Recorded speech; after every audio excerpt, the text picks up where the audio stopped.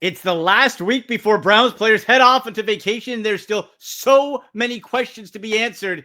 And I'm going to friend of show, the general of the 100 years where Tony Grossi joins me next on the Sick Podcast with Andy McNamara. Turn up your volume.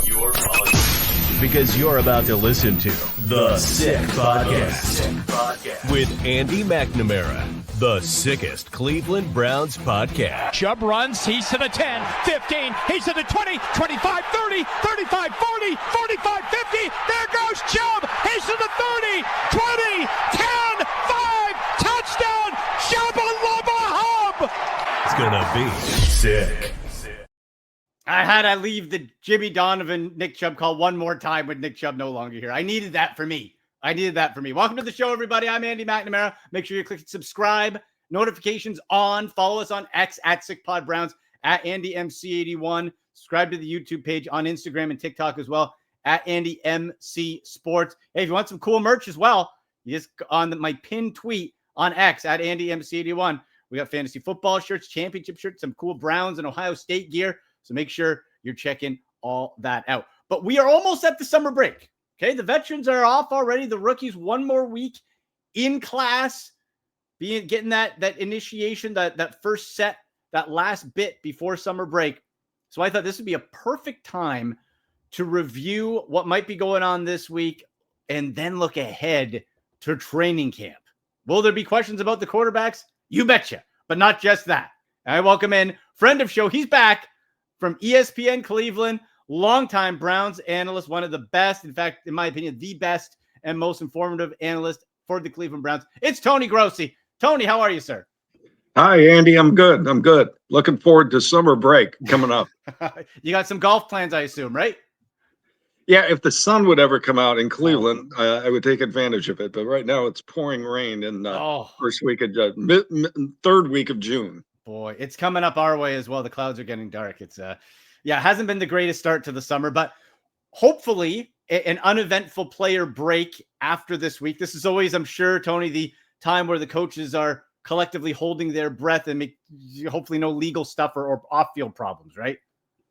Yeah, historically, it's been a nervous time for any coach or GM, but we haven't had anything in particular concerning the Browns in quite a while in this break. So keep the fingers crossed. Yes. No news is good news at this point. We got enough problems. We don't need any. Yeah. We don't need any other issues. So Tony, quarterbacks are the hottest issue. We will get there. I know you can never get enough talk about that listening on the Land on Demand and ESPN Cleveland. But I want to ask you about the wide receiver group and really, if we use the term receiver in general here, because the receiver group right now we see it's Jerry Jeudy's the only proven commodity. We hope Cedric Tillman. We hope Jamari Thrash. We hope Deontay Johnson. A lot of ifs. But my question is could it maybe not be as big of a concern if we mix in David Njoku, Harold Fannin Jr. is used as a receiver right away, hopefully, and the running backs, all three of them, Judkins, Sampson, and Ford, can be used as receivers? Could the wide receiver position not be as big of a concern when it comes to players catching the football? Well, I think that's the positive outlook here. Still, I agree with that. I think Fannin is going to be a very prevalent player on offense. And I think the Browns will throw to their backs more than we've seen in the recent past. But they still need someone to emerge as number two. Whether it's Deontay Johnson, who's clearly the most talented of the rest of the bunch after Jeudy, whether it's Johnson or Cedric Tillman finally staying on the field for more than a week in a row, they need one of those two players to step up. Otherwise, there will still be a void in the Browns offense. I'm a big fan of Jamari Thrash. He's in his second year. I don't know if he could ascend that high in his second year, but to me, he looks like a dark horse to be more involved than he certainly was as a rookie. Yeah, me too. I think the talent, and last camp he had a really good camp. Then we never heard of him. So yeah, we'll see if that can progress, and it just might be that they'd have to give him a chance depending on how these other receivers do. We look to the rookies here, Tony, and Harold Fannin Jr. you mentioned. And the more I look at this guy, go back, watch some game tape, hear what you're saying, watch videos. Tony, you were saying, according to the tight ends coach for the Browns, like he has not dropped a pass. Am I remembering that right? Yeah, I asked them directly. I haven't seen one, and I asked, have there been drop passes that when we weren't out here, the media? And he said no. He said there was one contested play, which he doesn't consider a drop, but the ball was not caught. I think Harold Fannin already looks to me like the best second tight end the Browns have had under Kevin Stefanski. You know, they've had Harrison Bryant, Jordan Akins, and Austin Hooper. And these were veteran players, and except for Bryant, who was drafted. I think Harold Fannin surpasses them all. And I think the tandem of Njoku and Fannin will be very productive. So you're right. He'll take away kind of the burden on the second and third receiver, but they still need a second or third receiver to step up. For sure.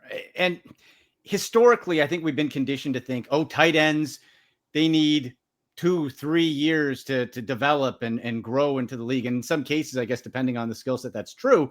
But we've also seen in recent years, ones that are used more as receivers and weapons step right in, like a Laporta in Detroit, for example. Yeah. Do you see Harold Fannin Jr. as a day one contributor for this offense? Yeah, but barring something unforeseen, I think we're going to see a lot of two tight ends back in the Browns offense. Good. He's not going to surpass David Njoku as the number one tight end, but he's right now. I mean, he looks better than the projected third wide receiver. So you want your best players on the field. And I think Stefanski is more willing than last year, of course, when they had different offensive system, more willing to use that second tight end in the passing game more frequently. Which rookie, and let's take the quarterbacks out of it again. We will get to the quarterbacks, people, I promise. Take the QBs out of it. Which rookie do you think will have the biggest impact, offense or defense, on this Cleveland Browns team this year? Well, I'm a big fan of this draft. Me too. I call it Andrew Berry's best draft, regardless of whether the quarterbacks pan out or not. Yeah. So I got to believe the contenders for that award would be Mason Graham, the first pick, and Quinshon Judkins, the third pick. I think Judkins is going to be an instant success in this offense, and the recommitment to the running game will help him, and the return to the zone blocking scheme from a year ago will help him. But let's face it, Mason Graham is the fifth pick in the draft. Yeah. And he's got to be an elite defensive tackle to justify that pick. And I think he will be. And he will benefit Myles Garrett among the most. I mean, I think under Jim Schwartz, a defense coordinator, he's always had all-pro defensive tackles, but he hasn't had one even close to being an all-pro caliber one here in 2 years. But it may not happen as a rookie, but I still think he's going to have a big impact his rookie year. Well, and if we look at this line, and you're right, in the Schwartz defense, it's been stud defensive tackle, and then on the safety side as well, safety were a little thin. But when we look at the defensive tackles with Mason Graham, hopefully paired with Myles Garrett, but also, Tony, I admit, I didn't know too much about this Malik Collins coming in, but the more tape I'm seeing out of camp on ESPN Cleveland, my goodness, like this guy looks like an absolute bulldog out there. And then you factor in, hopefully, Mike Hall, who's questioning, is out injured again, making some more contributions. What do you think of the defensive tackle tandem with the new body of Collins in there?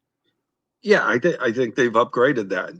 Delvin Tomlinson was a quality veteran player, but he seemed miscast. I thought that when they got shut out in that free agent period of Javon, the defensive Hargrave, Javon Hargrave was their number one. And then, they looked at Gerald Wilkins last year and he outpriced them. But Tomlinson is not the pass rusher from the interior position that Schwartz desires. Excuse me. Malik Collins, the veteran, has been productive. He's been kind of like, in the past, Andrew Berry has sought that gun for hire at the other edge position, just a Right. 1-year guy who's a quality guy. And this year he chose to go to the defensive tackle position, and I think he'll have a very productive year. There was a day where he deflected 2 passes at the line of scrimmage, and they weren't attempted by the little guy, Dylan Gabriel. They were Joe Flacco passes. And Malik Collins was just in the right place and had his arms outstretched. Yeah, I think he and Graham in particular upgrade the tackle position. We don't know about Michael Hall. He hasn't been out there. He had offseason surgery on a knee, and there's a chance he'll open training camp on the PUP list, which will delay his return to practice. So I think Collins and Graham are the 2 guys to watch. They still have Shelby Harris and Maurice Hurst also at tackle. Right, as a nice little rotation there. In conversation with Tony Grossi from ESPN Cleveland and the Land on Demand. The other edge rush position, I think is quietly a very interesting story here, Tony, because you have the returning Alex Wright, who was starting to elevate before his tricep tear, Isaiah McGuire, who popped a little bit, and this guy, former first-round pick with the Tampa Bay Buccaneers, Joe Tryon-Shoyinka, who, from what I've seen, it looks like he was, you talk about miscast by Tomlinson, miscast in Tampa Bay. Sounds like to me, if you just let this guy pin his ear back and go, that's what he's good at. And it sounds like Schwartz is going to let him do that. How does this second edge rush position opposite Myles Garrett look to you? Obviously one of them will start. And I think if Alex Wright is healthy, and he did get on the field at minicamp, which was a great sign, he might be the projected starter, or it might be Joe Tryon, who does that. But I just call him by his original name, Joe Tryon. I'm with you. I'm going to start doing that too. That's too long.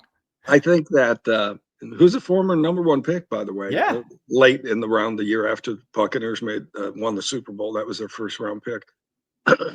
I think they're a rotation. We're going to see a rotation. There's also Obo Okanankwo, who's still there, hanging to his roster spot. I'm not sure he's going to make it all the way to the 53 cut, but the difference is they're good. And Isaiah McGuire, they're going to give the opportunities to the guys they drafted to win the job.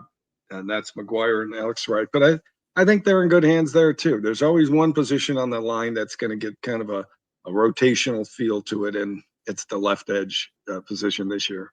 Right, and see if anybody can jump up and grab that opportunity. Because if they do, Tony, that is going to be a pleasant surprise to this defense. So we'll see how that plays out. Defensive side of the ball, safety spot aside, looks pretty good. Let's get to quarterback, Tony. We got it. Sorry. We have to go there now. You look at this draft, and I got a question in from John from Pickering, and he asks, how would this Browns quarterback room be viewed differently if Shedeur Sanders was not drafted by the Browns? And by that, I think it means like if it was just Gabriel was drafted and they took a safety, we wouldn't be having this hysteria. Like it would just be, oh yeah, Flacco starting, or between Flacco and Pickett, right? Right. It seemed more logical there. The Dylan Gabriel would shape up as the developmental guy, a future backup, and potential starter occasionally. I thought the drafting of Shedeur complicated the whole thing. It seemed like they had made a definitive decision not to pick him, and then all of a sudden they traded up to 6-round picks and picked him in the 5th round. And with that came the unintended consequence of him being just an overwhelming favorite in externally by all his fans and fans of Colorado and whatnot. I think they're going to be fine. If they hadn't drafted Shedeur, I'd say the same thing. They're going to be fine this year. Right. I tell all my listeners, and they don't like hearing it, but the franchise quarterback is in next year's draft. When Flacco will not be here, when Pickett will not be here, and Gabriel and Sanders and a number 1 pick, we may go through a competition again, but it'll be slanted towards the number 1. And Gabriel and Sanders are future backups for the time being. Sure. That's the way I see it. And that's okay because they'll have 3 quarterbacks under rookie contracts.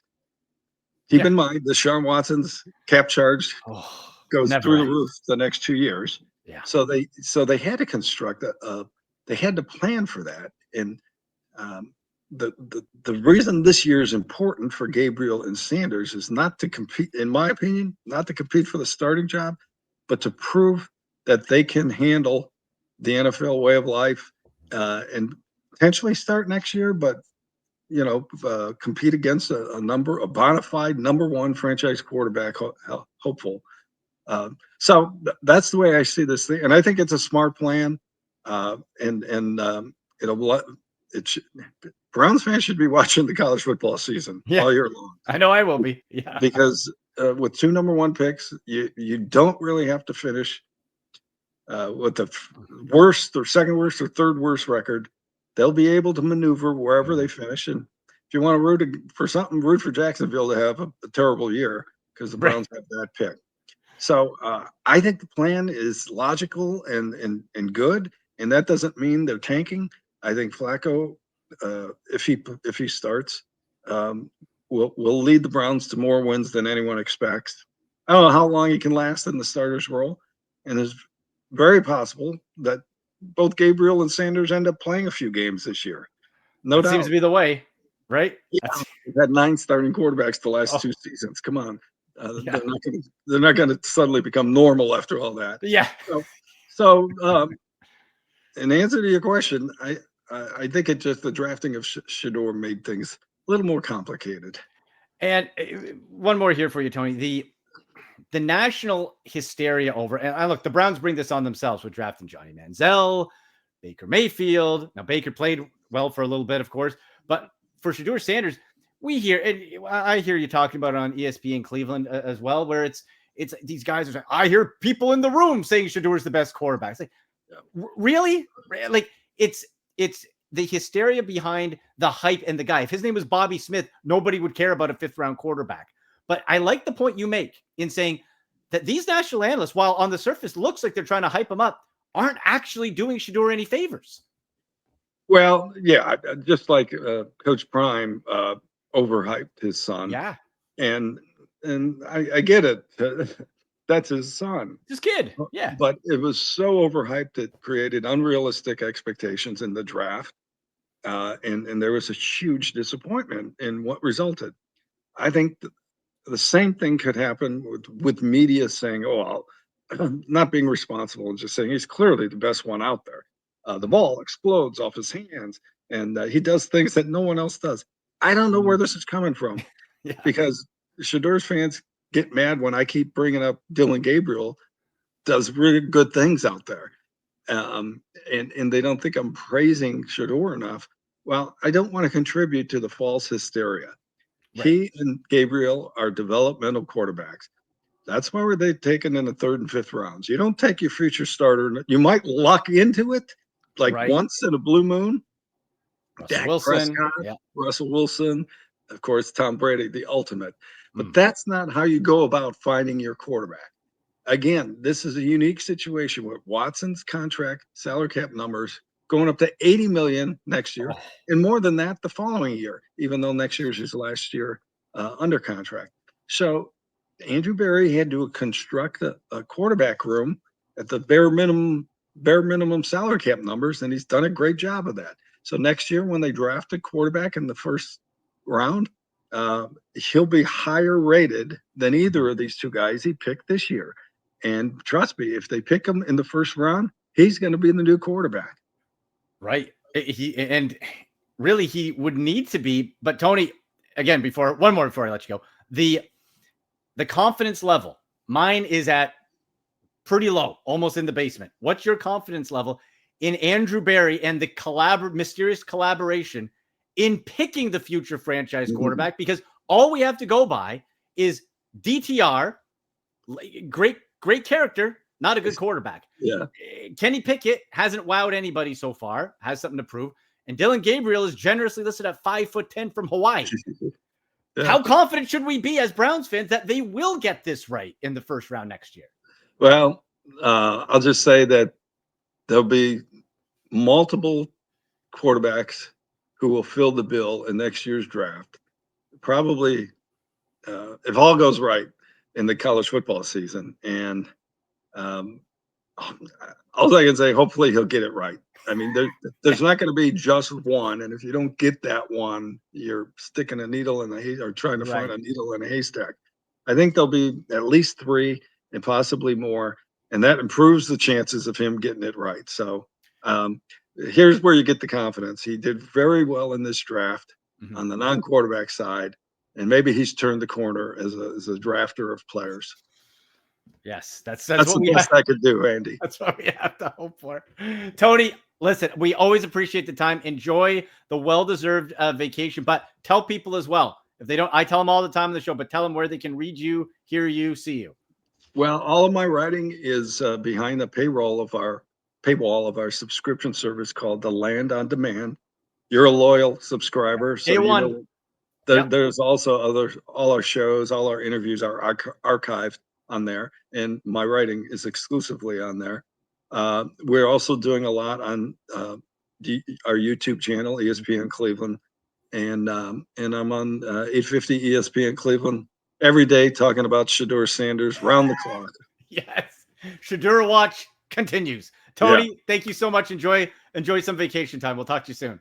All right, always a pleasure, Andy. Thank you. Thank you. We'll see you later. There he goes, the general of the 100 Years War, Tony Grossi from ESPN Cleveland and thelandondemand.com, TLOD. I love it. Like I said, day one subscriber, got my dad's subscription as well. Just all the fantastic Browns news. All the ESPN Cleveland guys, friend of show, love the station, love the people, love Tony. So appreciate Tony coming on. This draft class that Tony brought up is interesting for Andrew Berry because I agree. I think it is his best draft class, but just with some wild questions. Like Schlesinger coming at linebacker. If you follow me on social media on Instagram, TikTok at Andy MC Sports, X at Andy MC81 at Sick Pod Browns, you would have saw Carson Schlesinger. I had no idea who that guy was, a linebacker. But then when we watched, we learned, we looked, I'm like, holy cow, this guy looks like a bigger JOK. Looks good. Judkins, Ohio State, love it. Sampson as the second running back. Okay, you wanted to get younger. Could that have been a spot for Nick Chubb? Fan favorite? That might have been nice. They wanted to get younger, a different direction. Okay. Sampson could pop. And I like what I saw. Judkins is the real deal. Harold Fannin Jr., I just like more and more every day. Every day. You give this guy a chance. And I think this guy could be an absolute star. And maybe end up usurping David Njoku, who we know has inconsistent hands, but had a lot of success with Joe Flacco. You have a 1-2 punch. I'm very, very intrigued by this draft class. The quarterbacks, look, if you just took Shedeur in the 5th, all right. The Dylan Gabriel thing, I've talked about in this show. It drives me insane. When you needed a safety, right? When you could have used an offensive lineman, you took a 5'10", generously listed Hawaiian who throws left. Okay. Look, the guy can spin the ball. Like, he looks technically pretty good, but he's tiny. So we're going to see all the stats, the 7-on-7s, 11-on-11s, no shoulder pads, nothing. Once you get a pass rush, because I'm sure all you saw, that one clip where Myles Garrett burst through the line and looked like Dylan Gabriel was his take a kid to work day. He would have squashed him. Absolutely squashed him. We'll see when the pass rush comes, when you're allowed to do that. We'll see. Still lots of questions to be answered. But let me know your thoughts on the quarterbacks. Who do you think is going to be the day one starter? I think it's Flacco. I think it should be Flacco. Kenny Pickett, as expected, has been underwhelming. And the pitchers, with how tiny his hands are, just keep getting more comical. I don't know. It should be Joe Flacco. But do you want it to be Flacco? Do you think it'll be Flacco? Do you want it to be Shedeur? Do you think once Shedeur gets a chance, the Browns will finally catch a break and he will be their guy? Look, it happens around the league. Why not the Browns for once, right? Why not? So those will be the things to track and keep an eye on. It's going to be a fascinating training camp once that comes. The rookies finish up this week with the Browns, and then everybody goes on vacation, and we hope nobody gets in trouble. All right. Make sure you're clicking notifications on. Share the show, folks. We love it. I love the interaction with all of you. You jump in. Great question. We're going to have our lots of fantasy football talk coming up too soon as well. Don't forget that. Previews, analysis, rankings, getting you ready. Mock fantasy drafts.